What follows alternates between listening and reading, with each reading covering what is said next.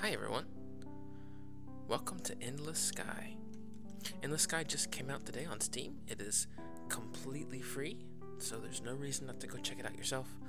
But I saw it and I thought it would be really cool to at least check out. I may not do a full series or anything on it, but I at least want to check it out.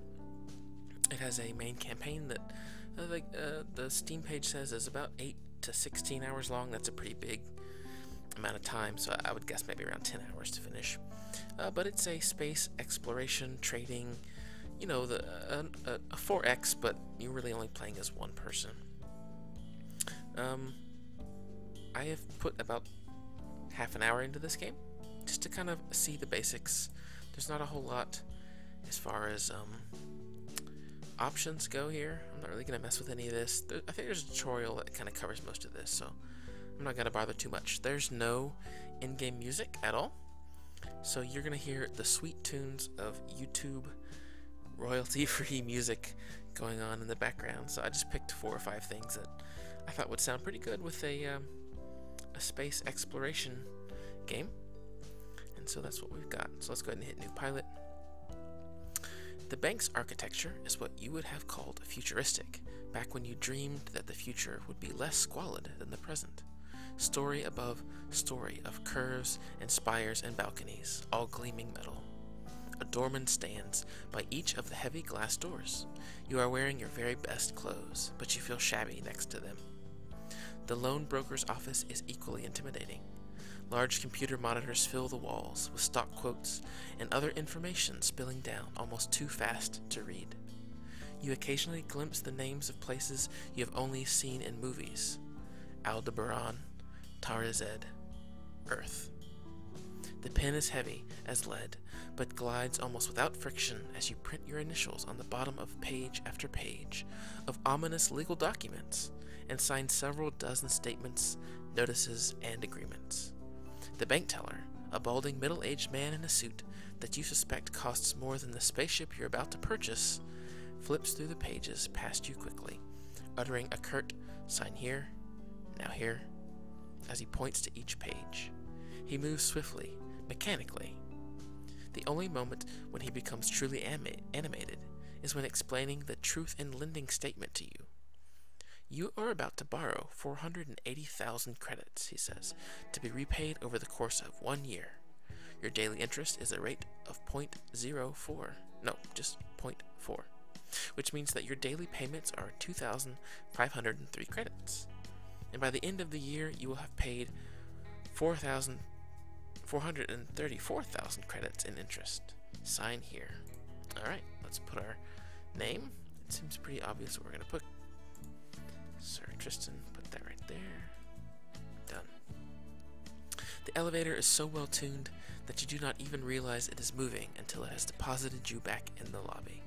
But as you leave the bank, you are smiling. This crazy adventure suddenly feels real to you. You're gonna do it.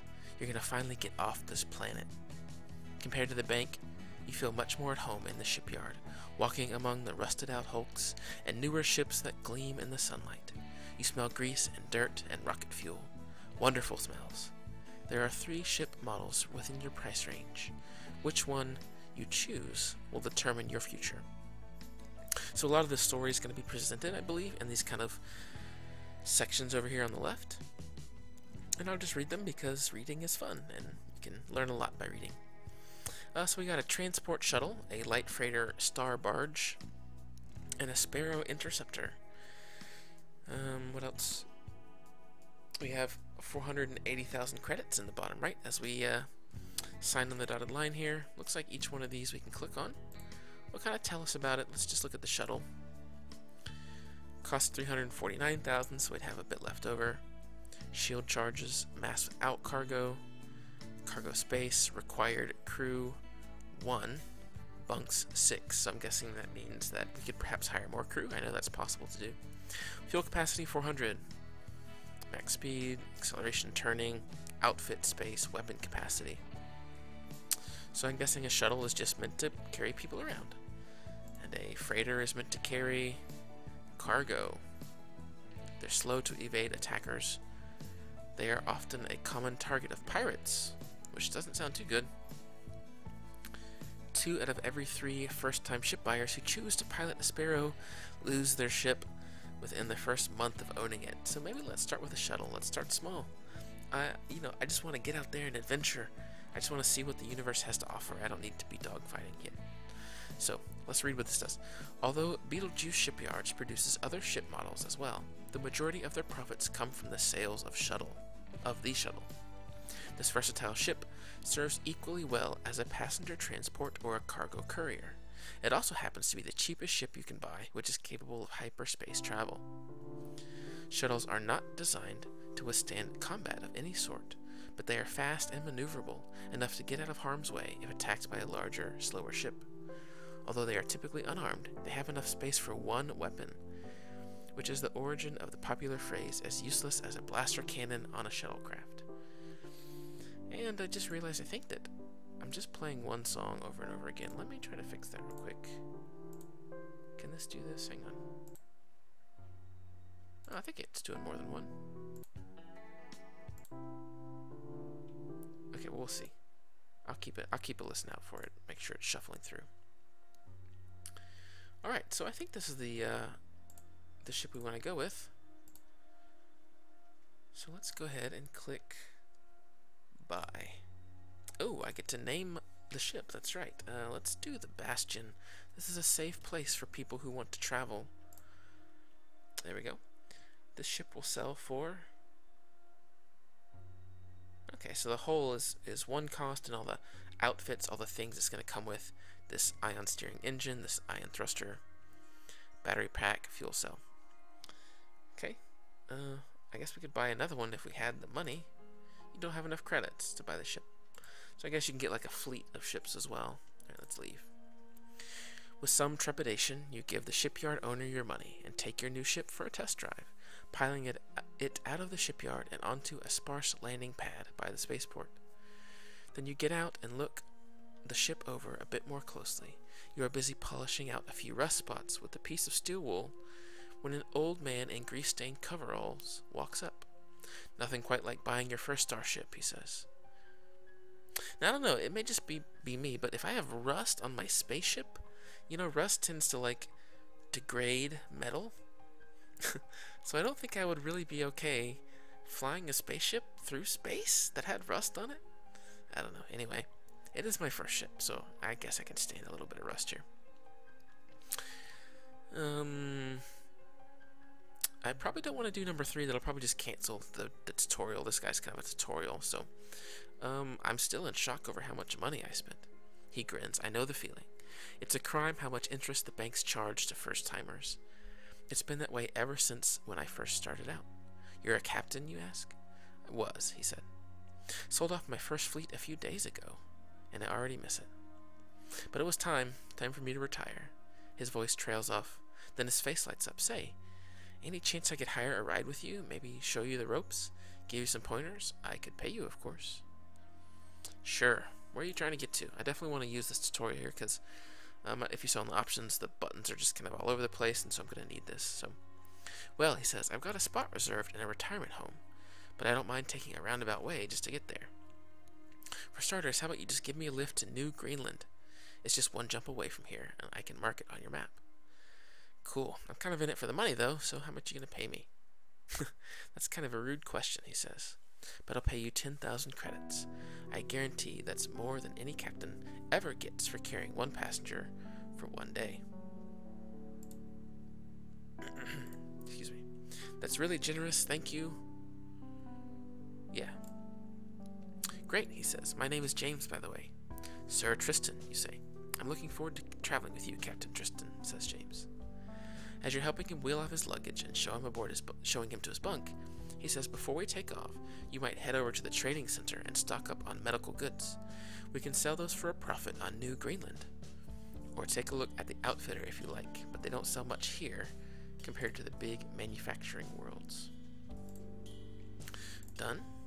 So here's kind of, I think, our main screen where we kind of interact with everything. We can do trading, which kind of, he said, to buy medical supplies. You can see the list of all the commodities, the price here, and I believe this is maybe just kind of how they are compared to the rest of the galaxy. I'm not really sure. But it would make sense because medical here says low, so the cost is perhaps low here. So we can buy a bunch. I might as well go ahead and fill it all up. It shows, by the way, my credits in the upper right, the date, and this is the system that we're in. As well as our ship, power, I think temperature is here, which makes sense, it's a thermometer. And then this is going to be fuel, which runs out pretty quickly from what I've seen. But I'm going to go ahead and buy all the medical that I can. So I have 20 now in my hold. There's no free space. If I go to that was trading. If I go to the job board, you can kind of see the galaxy here. We haven't really discovered much. We've been on Ratulicus pretty much all of our life, I guess. And I think each one of these little orange blips here is possible missions that we could do. We haven't, obviously you can see we haven't mapped out the route to the system. And then so the yellow ones are ones that we can't take, and blue are ones that we can. The old-timer captain offered a ride along with you to New Greenland and the Arcturus system, and to give you some tips along the way. So I could abort this if I wanted to, but I definitely don't. So clearly I'm going to go from one system, but like I said, it was just one jump. So down here, the bank, as you can see here, this is where I'm paying off my ship. I can go ahead and pay extra now. Paying off part of this debt will reduce your daily payments and the interest that it costs you. How many extra credits will you pay? I actually don't probably want to do this yet. I don't know if 100,000 credits is a lot. It doesn't seem like it is. So I'm probably not going to bother doing this for now. I still have 365 days left with this much each day. The spaceport seems like it's just a generic description. Someday, New Boston may be a prosperous enough planet to afford a better spaceport, but not yet. Many of the concrete landing pads have sunk into the muddy soil over the years since they were poured and are now tilted and uneven. The market where ship captains buy and sell cargo is a large tent rather than a permanent building, but it is sturdy enough to keep off the rain and high enough for loads to be brought in and out by trucks and the occasional hovercraft. And some enterprising local mechanics have set up not only a repair shop and outfitter, but also a shipyard with several small refurbished ships for sale. That's where I bought my ship. Go to the shipyard, we can see these are the ships that I've already looked at. Outfitter has all kinds of weapons and guns and things. As you can see, there's a pretty big variety. I've got one of these LP036A battery packs installed, and an NGVFAA fuel cell, and then some steering and engine things. Down here you can see the pilot's license, which I already have. If you buy an unlicensed ship on another planet, then bring it into Republic space, you can be fined. So I may need to be getting multiple pilot's license depending on where I am. And then a local map. This data contains complete information on 12 star systems closest to this one. Planets, ports, governments, etc. It can save you from making wrong turns if you are trying to travel through a new territory, because not every system is connected to every other one. So let's actually go ahead and buy this. I think that's a worthwhile investment. So now when we look at the job board, you can actually see all these connections here, which is great. I'm not sure what the blue circle means. Maybe that's where jobs are? I'm not sure. You can sort, I think, down here by shipyards. There's one here. Outfitters, yeah, it looks like there's 3 outfitters here, but none anywhere else. And other things like that. Different missions, as we saw. Ports, I'm not sure what that means. Maybe that's just where places you can land on each system. Maybe this little blue mark here is like a planet you can land on. I'm not too sure. I'm still figuring things out. Anyway, we got higher crew. How many bunks we have. How many required crew, extra crew. 5 passenger space. Extra crew for your flagship increases your odds of capturing ships. And once you capture a ship, you need crew members to serve on it. I don't plan on getting any ships quite yet. Let's actually just pick 1 energy blaster, I think. It needs 5 outfit space, as you can see here, and 5 weapon capacity, and 1 gun port. If we go over here, I have 1 gun port free. I have 10, which is enough weapon capacity, and I have 8 free space. So I should be able to buy and equip this. Yeah, it worked out quite well. I don't know if I need ammunition. Although not one of the most accurate or damaging weapons, the energy blaster is popular because it is small enough to be installed on even the tiniest of ships. One blaster is not enough to do appreciable damage to anything larger than a fighter. Okay, well, it doesn't really say. I was saying if it took energy from me, that's probably what it does. It takes energy. Which is over here somewhere. Energy. Yeah, there you go. So it actually does take energy. So, but we have it now. We can maybe protect ourselves. I'm not going to hire any crew. Go ahead and depart. So here's the world, or the universe. As you can see, there are some sound effects. You can kind of hear it. It's a kind of rudimentary sound effect, really, but it gets the job done. It's got a popping noise, I think, that goes along with it. It's kind of gross, but using the upper left here, kind of the radar map, you can see ships flying in and out. Can't really click on any of these, though. I don't know if you can mine or anything like that. I have to mute that. That popping sound's kind of annoying. But as far as I can tell, you can kind of fly around here pretty freely. There's the sun, obviously, all these planets. You can click on some, I think, if they're habitable, or if you can land on them. And as you can see, it's got kind of a momentum system. Where you kind of keep momentum, you kind of have to slow down. I think you can only ever travel in one direction at a time. Well, maybe not. You can kind of carry momentum in multiple directions, so that's cool. The down arrow will actually turn you whichever direction you need to go to stop, which is nice, so you can pretty easily stop. So these ships are just, I think, random. They're just kind of part of the ecosystem of the universe. If I hit M, it shows the map. I see my little quest mark there at Arcturus. I can click there. New Greenland, it's got a spaceport. And that's pretty much it. And you can see it actually also shows you how you can buy and sell things. So medical on this planet costs $5.90. Because I'm here, it shows the exact cost. And then here, medical I can sell for 94 more per unit. So 94 times 20 is basically how much I'm going to make. I'm not going to do, it's a little under 2,000. But in A, I guess that means that there's nothing there. In A, there's nothing there. So the map actually gave me a lot of really good information if I wanted to be a trader and just moved materials around. And I'm going to set Arcturus as my jump point. It's actually not showing the tutorial for this, maybe because I did it once before, but if you press J, you can hyperdrive. And I've jumped to the new system. So if you see, we can select this planet. We can't select any others, but we can select this one, and it's because it's habitable. It's got the little kind of blue ring there. We can press L for landing.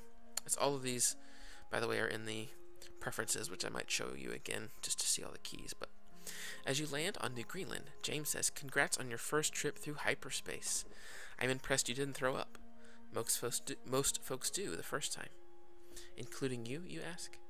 "Yeah, and then spent half an hour in orbit cleaning my cabin while hoping the passengers wouldn't come out of their bunk and see the mess.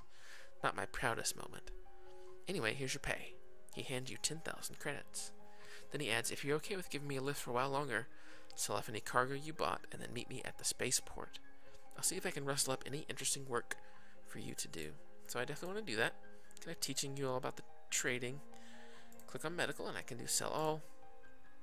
It looks like that actually changed from high to medium, so it looks like there actually is a kind of market that gets affected by the price. The price will go up and go down. I should have actually looked at what that was beforehand. I didn't think about that, but as you can see, we have no outfitter and no shipyard, so we can't buy new things here. We can look at new jobs and all that stuff, everything. Just no outfitter and no shipyard. So we can go to the spaceport. You begin strolling through the spaceport, walking briskly in order to keep warm, and wondering if it might be worth investing in a good winter coat for visiting planets like this one. Eventually you find James. He has an entire family in tow. a young couple, an elderly woman, and 4 children who range in age, probably from about 3 or 4 up to 12 or 13. Captain Tristan, he says, wonderful to see you again. I was just talking to this family.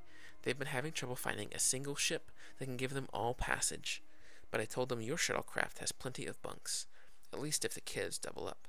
They can pay you 40,000 credits to take them to New China, which is just a few jumps away from Earth. It is a planet well worth visiting, and on its own. What do you say? You're absolutely sure that your shuttle was not designed to fit 9 people, including yourself, but if they're willing to squeeze into the available 5 bunks, you've got no reason to discourage them. Yep, that's true. Welcome aboard. James helps the older woman up the steps and into your ship, while the younger family members carry the luggage. You're going to have quite a full ship for the next few days. Looks like about 5 days have passed, so it took about 5 days to fly around. I'm not going to bother reading that. That's a lot of stuff. I'm not going to come back to this planet anytime soon, I don't think. So I can leave now. I actually don't know if time passes while I'm just flying around here. It doesn't look like it does.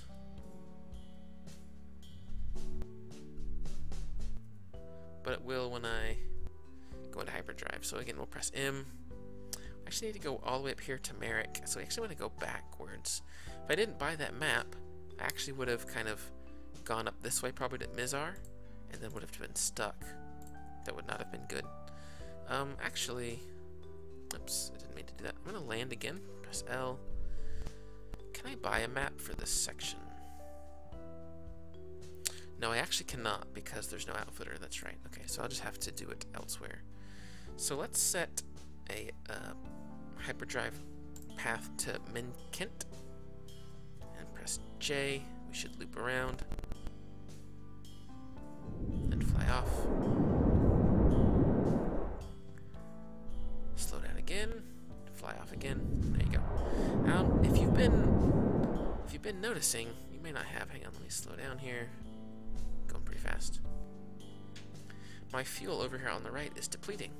If I run out of fuel, I have to land at a system, or if it's uninhabited, I basically have to wait for someone to come by and be nice enough to give me fuel, which is not exactly what I want. So I'm going to land, and as you saw, I landed, and the fuel went back up. I actually don't know if this game is randomly generated. I actually think it is, because when I played last time, my drop-off point was not at Merak, it was somewhere over here.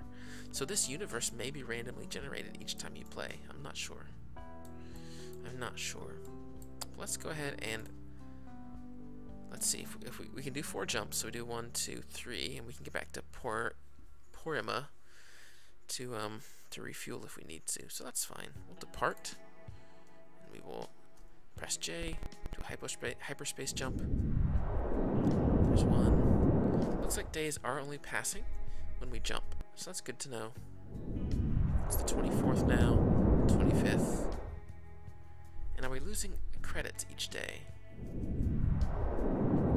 We are actually losing credits each day as we make our payment. Okay, hang on, let's slow down. Let's not fly way past the planet here.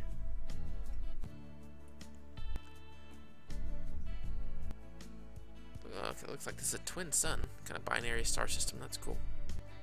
As you can see down here, there are events that are happening at the bottom.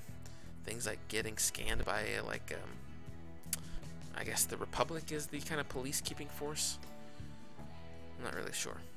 But those ships are scanning us, perhaps to see if we have any illegal cargo. I'm not sure. Go ahead and hit L. We'll land on this planet that they want to be delivered to. There we go. Along the journey, you learn that the family you are transporting are named the Hendersons. That they are moving to New China mostly because they hope the urban setting will be better for their kids than New Greenland, where there were hardly any children at all, and their village had only a few thousand people in it. The grandmother, Olivia, has also been chattering non-stop about how she is excited about being on a world where she can actually go sunbathing. I've gotten much too old for snowshoeing, she says. You say goodbye to them and wish them well. As agreed, they pay you 40,000 credits. You are already well on your way towards paying down your mortgage. As James leaves the ship, he says again, if you're okay with continuing, give me a ride. Just meet me at the spaceport. Okay? It doesn't take you long to find James in the new China spaceport. He's already got a small group of people with him, a middle-aged couple, a teenage boy, and a teenage boy. "Hi there, Captain Tristan," says James, "interested in carrying some tourists to Earth?" "Sure, I've not been to Earth." My character has not, at least. I clearly have been to Earth.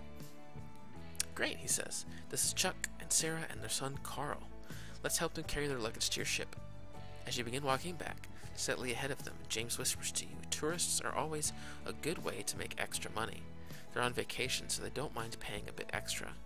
But no point in your cargo space going to waste, so take a look at the job board and see if there are any delivery missions we can run at the same time." It's not a bad idea, I suppose. Where do we need to go? Where's Earth? Okay, there's the Sol system. It looks like we actually don't have any outfitters on the way there, but we can make our jump to Vega and then to Sol, so that's good. So, is there anything in Vega? Equipment. So I could buy equipment here and deliver it to Vega and make a bit of money on the way. So let's actually do that. Let's go to trading. Equipment, very low. Let's buy it all.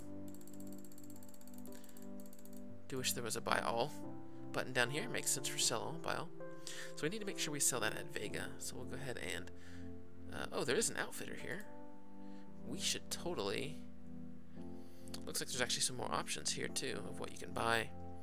Extra bunks, a cargo expansion. There's a lot to do in this game. That's pretty cool. A laser rifle for hand-to-hand combat. Interesting if you're trying to board ships. That's really cool. Very cool. Let's buy the local map. There we go. And now we should have, press M. So we export out this way, not this way though. This may not connect to anything. Regulus may be a dead end. It's not inhabited at all, it looks like. Anyway, oh, but look at that. We can actually fly directly from Dinabola to Sol. So, well, now I still want to do one. Okay, so 1, 2, 3. Let's go to Vega first. Let's go to Vega first. I wanna sell all that equipment or all those electronics that I bought.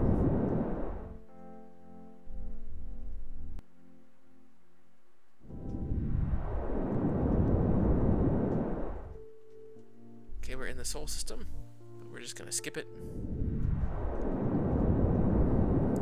There you go, jump right to Vega. Let's press L to land. I do like that a lot of this can be automated, just if you want to focus more on getting there and kind of the big meta things. And if you eventually get a fleet of like 5 or 6 ships, probably would be pretty tedious to land them all at once, or try to, I don't know if you control them separately at the same time, I'm not sure. Anyway, profit of 177 per, so not great, but you know, it's a little bit more. We can actually go to the bank and we can perhaps go ahead and pay down that 2,000. There you go, that lowered our payment a little bit.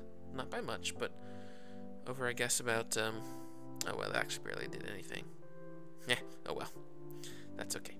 Gonna go ahead and depart. We know where we want to go. Go back to Sol. And hit J to hyperjump.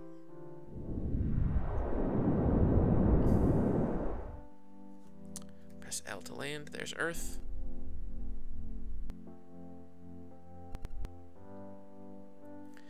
As you made the final landing descent to the surface of Earth, Chuck and Sarah were staring out the window in rapt attention, pointing out landmarks on the planet's surface. James joins in by telling you all about some of the history of the cities you are flying over. Carl, meanwhile, has spent the entire journey playing a handheld video game, and only glances out the window when the ship shakes from turbulence. As they all grab their luggage and step off your ship to explore humanity's homeworld, he is still immersed in the game.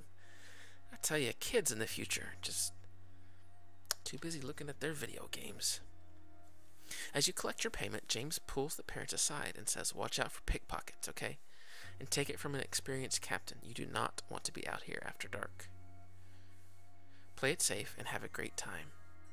After they leave, James shakes his head ruefully. It'll probably be a decade before that kid is old enough to realize what he's missing out on.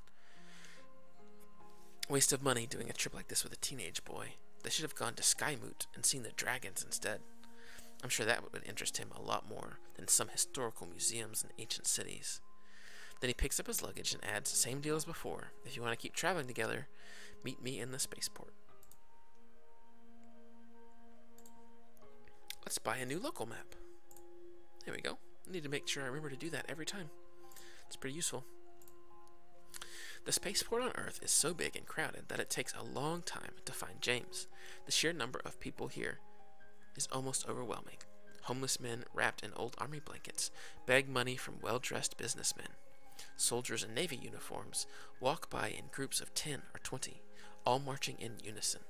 Starship captains haggle with merchants over trade goods and jobs. Flashes of light come from various landing bays as welders make repairs.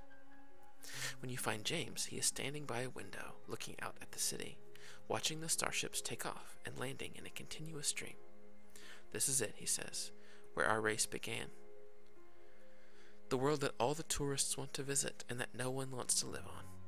10 billion people, more industry and exports than any other place in the galaxy. But underneath it all, poverty of a completely different sort from what you've got in the dirt belt. After taking one glance out the window, he says, anyway, we're nearing my destination. Are you willing to take me on one last trip? I need to get to Hestia in the Tal-Ita system. And of course, I'll pay you quite well to take me there. Really? Only 10 billion people on Earth in 3013? I'm pretty sure it would be like 80 to 90 billion. I think that many people could fit if we had like a giant world filled with cities. I think they could. Anyway, of course, James, we will take you. Once again, you walk back to your ship with James. Once you get there, he's stowing his luggage. As he's stowing his luggage, you pull up the information on your computer your computer has on Hestia. It's one of the paradise worlds, terraformed to have a perfect climate, accessible only to the very wealthy. You wonder if James is going to be able to fit in there. And I think we'll actually find that out in the next episode. So thank you guys so much for joining me. If you like this, please hit the like button. That helps me out a ton, kind of lets me know what you guys want to see. I like testing out new things. I like playing games that are kind of obscure, you know, and that aren't mainstream. So if you want to see more of this, please let me know in the comments or with the like button. It would really help me out a lot. Thank you guys for joining me. I'll see you next time.